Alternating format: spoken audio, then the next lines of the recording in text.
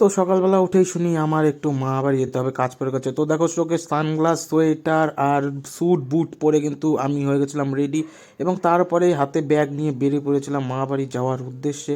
তো ভাই এবার আমার বাহনটাকে বের করতে হবে। তো চলো বাহনটাকে বের করে নিয়ে যেই বেরোবো দেখলাম বাহনের ঝুড়িটা গেছে বেঁকে, ঠিক আছে। তো ঝুড়িটাকে একটু ঠিক করার চেষ্টা করছিলাম যে ঠিক হয় কিনা, তো চলো ছেড়ে দাও এর আশা। তারপরে বেরিয়ে পড়েছিলাম কিন্তু আমাদের বাড়ির রাস্তা দিয়ে টুকটুক টুকটুক করে যাব, ঠিক আছে। তো তারপরেই দেখো আমাকে একটু কেমন লাগছে একটু জানিও, সেটাই দেখানোর জন্য মানে বলার জন্য করছিলাম।